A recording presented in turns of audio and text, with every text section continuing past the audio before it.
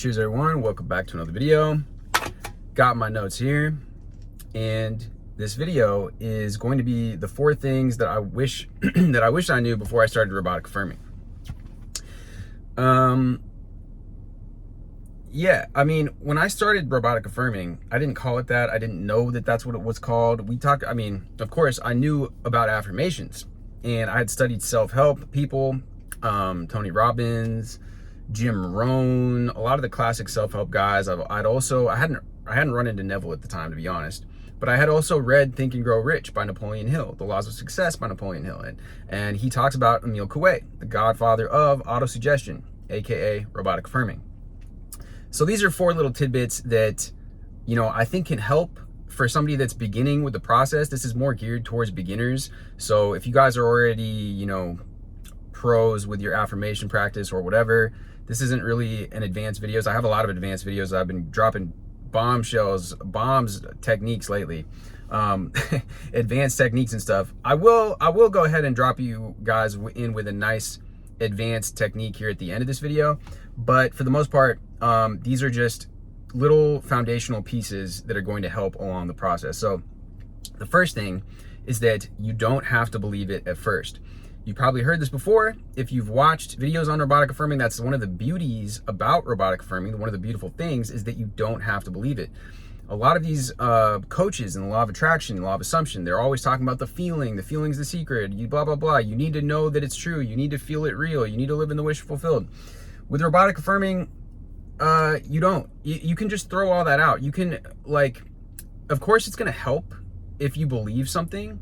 Of course that's always going to just make it better, but you don't have to start there. And oftentimes it can cause more resistance to try to force ourselves to declare something authoritatively which we simply do not see proof of, or which we simply do not buy into, right? So the second point of this is that, to go along with this, you can use a gentle process, what I call process-oriented affirmations, which I talk about in my book, which, if you're interested in, contains all of the best techniques when it comes to affirming, self-talk, mindset hacks. You can download that in the link below. But the process-oriented approach is, rather than, declaring it, proclaiming it, of course that can work as well. This is more gentle suggestions. So some of my favorite ones to use are like, what if this was true? What if all my videos were going viral? What if I always had the best ideas for videos? What if I was the best presenter on YouTube? What if I was, what if it was easy for me to maintain my ideal physique? What if it was easy for me to just maintain this chiseled jawline all the time, 24/7, and women were breaking their necks looking at me in the street? Again, you can also shift this into this kind of cocky, playful, fun game that you play with yourself. A lot of people that are successful in life are kind of good at talking shit. They're kind of good at this. You can develop your wit by talking to yourself. You can begin to engage in another technique that is complaining manifesting, which is this funny technique that a lot of people talk about on Reddit. I was doing it before I even heard about it on Reddit, but it's essentially like complaining about how good things are. So it's like finding these complaints, kind of like how the Kardashians would complain, where it's like, oh my gosh, my nail appointment is just scheduled at the same time that Hailey Bieber wants to meet up for petties, or wants to meet up for mate or matcha. You could be like, oh yeah, they really want me to go to this event, but this other brand was wanting me to attend their gala tonight. These are kind of extreme examples that the Kardashians would say, but you can apply it to your own situation, right? This guy's texting me, but this other guy's texting me and it's just too much. I need to put my phone down, or I'm getting all these DMs right now, so I gotta just put my phone on airplane mode. I gotta put this shit on do not disturb because there's way too many people in my DMs right now. You could complain about how they upgraded you at the last minute in your hotel suite. I have a lot of examples in my ebook that I talk about where I cover this, but essentially it's getting into that kind of mindset. And the Kardashians are a good example of this. Is just if you watch their show or listen to them talk or whatever, it's that kind of you're whining about how what for anybody else would be like, oh, this amazing thing, it's like these first world problems, right? Or like luxury problems is like one way of thinking about that. But the other technique that is like, what would it feel like? What would it be like if this was true? So what would it be like if I was making an extra 10 grand a month right now? What would it feel like if I actually was, in my dream car right now? What would it feel like if I actually like if my crypto account was actually 10x? What would it feel like if that new crypto coin that I just invested into got me 100x return? What would it feel like if I actually took profits at the exact perfect time? These are just, ways that you can think about this. The other one is, how can I use this? So you're thinking to yourself, how can I use this? Another technique is, what's good about this? But it's essentially taking the situation that's occurred.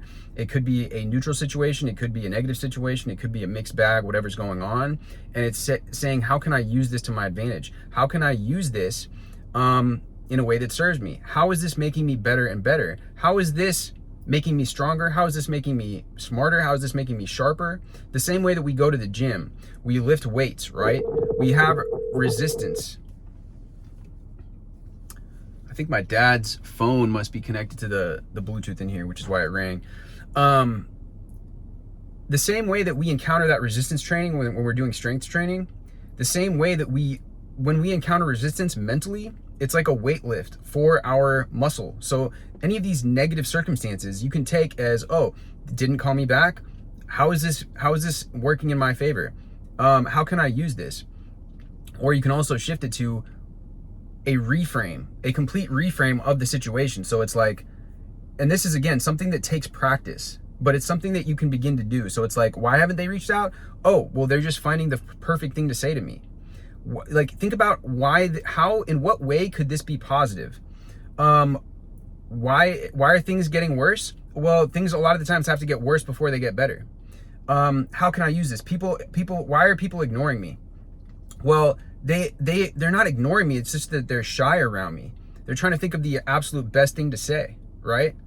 Why did they avoid me? Why did this person leave me? Oh, they're just overwhelmed with how into me they are. They're just head over heels for me, and they've never felt this way about anybody else, and so like they don't even know what to do, right? And so they have the paralysis by analysis.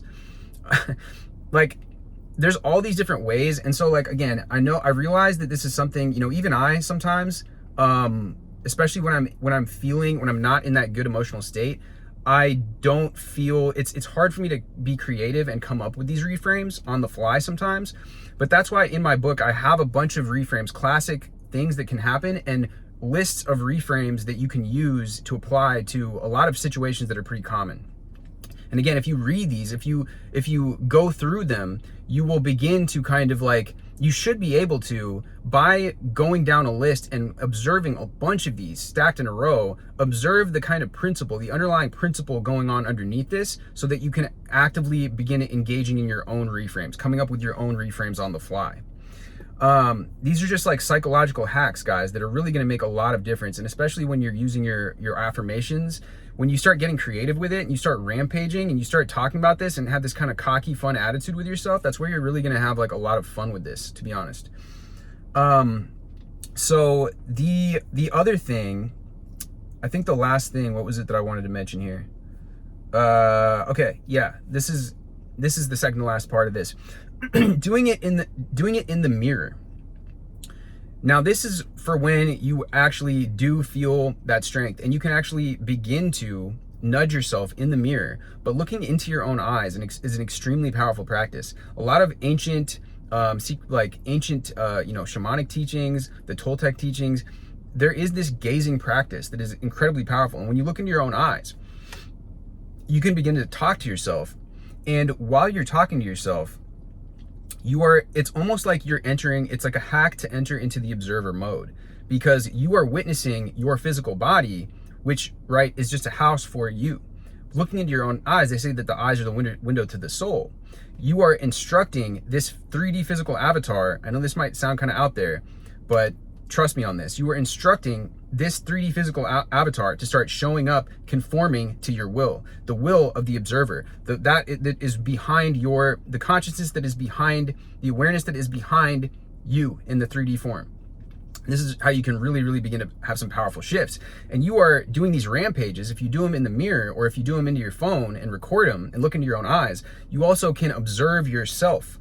Having that perspective where you are now observing yourself is going to be very powerful as well, guys, because another key component of this is changing who you are becoming, speaking it into existence. And modeling is a very powerful technique. When you watch people that are confident, when you watch people that are smooth, when you watch people that are successful, people that are high status, high value people, whatever wording you want to come up with for this, but you can tell. You watch like somebody like Harvey Specter in Suits, or you watch Tommy Shelby in what's it called, Peaky Blinders. You watch these people, or some famous movie star or actress or Brad Pitt or whoever it is. You see the way that they carry themselves, and you begin to adopt that. You then begin to look at yourself in the mirror and identify with those things. Begin to model that way of being. Begin to model that way of speaking. When you record your voice, you can begin to speak in the way that you want. You can begin to carry yourself in the way that you want. And you can begin to tell yourself, so that it seeps into your subconscious mind, that you are becoming more and more like this. You are becoming more and more charismatic. You're becoming more and more magnetic. You are becoming more and more attractive every single day. Right? And you begin to take up this practice as you do it in the mirror, and do these, basically they're conviction drills is what they are. You state this with conviction, you state it with authority, and you rampage to yourself about how fucking awesome you are.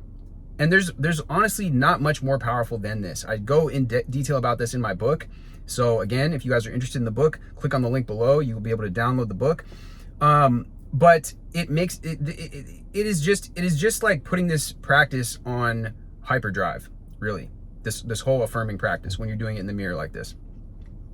Now, the last thing is basically just pairing it with feeling. And I actually have like, even when you're not in the mirror, but as you begin to do this in the mirror, you're going to begin to see yourself and witness all of these changes taking effect. You're going to begin to create and overlay this version of yourself, so that you are morphing, watching before your eyes, you transforming into this different version of yourself. In Claude Bristol's book, The Magic of Believing, he talks about how he witnessed this person. He talks about the mirror technique, where this guy was drunk. He had a lot of people over that was important business people, right? And he was all red in the face, and Claude Bristol could tell this guy was getting like just way over his limit, past his drinking capacity. He goes into the bathroom or something, and I think Claude Bristol needed to go to the bathroom too or something. But in any case, what happens is that he ends up kind of peering through and seeing this guy look at himself in the mirror, and this guy tells himself, you are getting it together, you are stone cold sober. And he watches this guy transform before his eyes into what he describes as a cold and sober host, and this transfiguration take place. So just from that story, but from my personal experience, you could just, you can see how you can really begin to change dramatically before your eyes, and really actually begin to look different as well. I know it sounds a little bit out there, but just trust me on this. The other thing, so the last thing that I'm going to mention with this is that even when you're not in the mirror, this visualization hack is really, really dope. You will have, a lot of people talk about first person visualization, how you want to imagine things from the first person. That is to say, if I'm here and I want to imagine myself driving in a Bugatti, then I'm going to imagine, the Rolex on my wrist and the Bugatti symbol right here and the dashboard and everything, right? Or, if I'm, imagining my SP, I'm imagining through my eyes, they're looking at me, and it's great. It's phenomenal. It's very powerful. What I've come to find out, though, is doing this mirror practice and this mirror work, third person visualization is also really powerful. And Frederick Dodson talks about this in the Pure Technique, that you're going to want to imagine in first person and in third person. And I agree with him. I think that having both is going to just jack up the results. So this is a hack to imagining first person and third person at the same time. Imagine that you are seeing everything in first person. You're looking through that first person viewpoint. You're looking around, you see everything around you. And now imagine that you're looking in the mirror. And you see yourself in the first person and third person at the same time. This works great with manifesting your body and how your physique looks, the way that you carry yourself, your mannerisms, your facial expressions. But also, you can use it to visualize your SP. So you can use it to visualize how you and your SP are standing together in the mirror, you're brushing your teeth before bed, or just standing in front, watching yourselves, admiring yourselves, right? And how good you guys look together. And this makes it feel like, this just bridges the gap between first and third person. It's just a crazy, crazy good hack. Actually, one of my like the subscribers on the channel that watches this, she talks about how she used this, which to me, I mean, shout out. I think her name is Bootsy. I believe Bootsy Curie. If you're watching this, shout out to you, because this is a phenomenal technique. And basically, yeah, she says, you know, she told me it makes her feel more connected, and it's like you're watching somebody else, which ironically and paradoxically is very powerful. Because again, the mirror thing, if you disidentify, I've talked about before, like you're in a video game and this is your character, right? You disidentify, your awareness is out here. Vadim Zeland talks about this in Tufti the Priestess, but now it's like you're entered into that observer mode. So again, working with the mirror, or even imagining the mirror and that you're looking at yourself in the mirror, is a hack to getting into that witness mode, that observer mode. And that you are watching this version of yourself, which is going to help you tap into that version of yourself and tap into that future self, or that parallel timeline, however it is that helps you conceive of it. It's a hack, guys. It's a big one. So these are the 4 things that, just the list, I guess, of things that really help along this process with robotic affirmations.